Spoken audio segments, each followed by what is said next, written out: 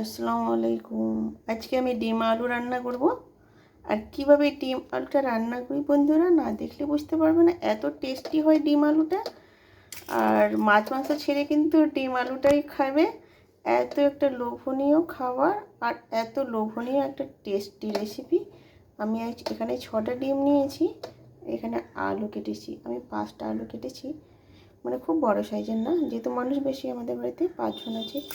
আর এখানে পেঁয়াজ কেটে নিয়েছি। আর কি মশলা অ্যাড করছি দেখতে থাকো, না দেখলে কিন্তু বুঝতে পারবে না। আমি ইন্ডাকশানে জল চাপিয়ে দিয়েছি, ডিম আলুটা সিদ্ধ করে নেব। ডিম আলুটা বসিয়ে দিলাম ইন্ডাকশানে, আমি সিদ্ধ করে নেব। আর এভাবে সিদ্ধ করে আলুটা খেলে পরে যাদের সুগার আছে তারা খেতে পারবে, কারণ যে সিদ্ধ করে আলুরিটা চলে যায়। এবার আমি সিদ্ধ করে নেব। সিদ্ধ হয়ে গেছে, দেখে বুঝতে পারছো বন্ধুরা, কাঁটা চামচ দিয়ে কিন্তু হয়ে গেছে। এবার আমি জলটা ঝরিয়ে একটা ঝুড়ির মধ্যে নিলাম। এবার ডিমের খোসাগুলো আমি ছাড়িয়ে নিব, সহজভাবে কিন্তু ছাড়ানো যাবে। ছাড়িয়ে নিলাম ডিমের খোসাগুলো। এবার গ্যাসে কড়াইটা বসিয়ে দিলাম, একটু আমি তেল দিয়ে দিব। অল্প তেলে কিন্তু ভাজতে হবে ডিমগুলো। এবার কাঁটা চামচ দিয়ে আমি একটু মানে করে নিব, যেন ভিতরে যেন লবণটা ঢুকে, ওই জন্য একটু তেলের মধ্যে হলুদ দিয়ে দিলাম আর লবণ দিয়ে দিলাম। এবার ডিমটাকে আমি ছেড়ে ভালোভাবে কিন্তু ভেজে নিব। আমার ডিমটা কিন্তু ভাজা হয়ে গেছে, সুন্দর করে কিন্তু আমি লাল করে ডিমটা ভেজে নিলাম। এবার তুলে নিচ্ছি আমি ডিমটা। তুলে নিয়ে এবার একটু আমি তেল দিয়ে দেবো, আর একটু তেল দিয়ে দিব। তেল দেওয়ার পর আমি পেঁয়াজ যে কেটে রেখেছিলাম, পেঁয়াজটা আমি দিয়ে দেব। পেঁয়াজটা কিন্তু ভালোভাবে ভেজে নিতে হবে, আর পেঁয়াজটা কিন্তু ব্রাউন কালার করতে হবে, কাঁচা পেঁয়াজের সঙ্গে কিন্তু দিলে হবে না। আমার তেলটা কিন্তু একটু আমার গরম হয়ে গেছিলো বেশি, ওই জন্য কড়াইটা একটু আমার লাল হয়ে গেছিলো, মানে তেলটা অতিরিক্ত গরম হয়ে গেছিলো। খেতে কিন্তু দুর্দান্ত হয়েছিল। এখানে রসুন বাটা আর আদা বাটা আর কাঁচা লঙ্কা বাটা একসঙ্গে আমি বেটে রেখেছিলাম, ওটা আমি দিয়ে দিলাম। দিয়ে কিন্তু ভালোভাবে আর একটু ভেজে নিব, যেন কাঁচা গন্ধটা না থাকে। এভাবে রান্না করে দেখবেন বন্ধুরা, আলু ডিম একদম সেম, কিন্তু কি বলবো, একটু কিন্তু চিকেনের মানে একটু মানে খুশবু আসলো আর টেস্ট আসলো, মনে হচ্ছে চিকেনের ঝোল খাচ্ছি, এত সুন্দর হয়েছিল ডিম আলু রান্নাটা, কি বলবো।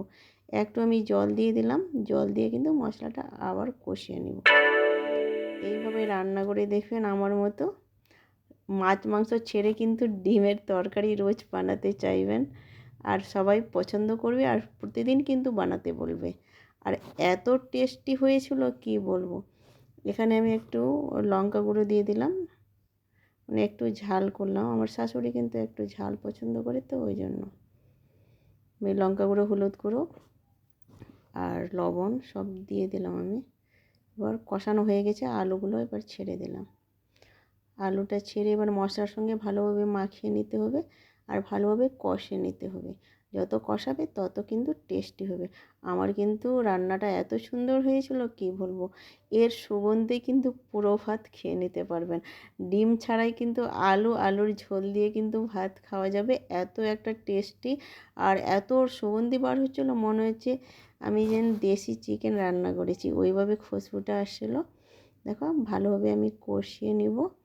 আর কিন্তু এইভাবে রান্না করে দেখবেন আমার মতো, কিন্তু মাছ মাংস ছেড়ে এটাই পছন্দ করবে। আর যারা ডিম পছন্দ করে না তারাও কিন্তু পছন্দ করবে। এইভাবে কিন্তু রান্না করতে হবে আমার মতো।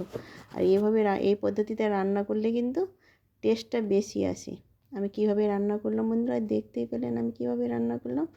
এখানে কিন্তু আলুটা আমার কষানো হয়ে গেছে, আমি কিন্তু ভালোভাবেই কষিয়ে নিলাম। আর ভালোভাবে কিন্তু কষাতে হবে, যেন মশলা কাঁচা গন্ধটা যেন না থাকে, ওইভাবে কিন্তু কষিয়ে নিতে হবে। আর কাঁচা গন্ধ থাকলে কিন্তু ভালো লাগবে না। এখানে আমি জল দিয়ে দিলাম, এখানে ঠান্ডা জলও ব্যবহার করতে পারেন, গরম জলও ব্যবহার করতে পারেন।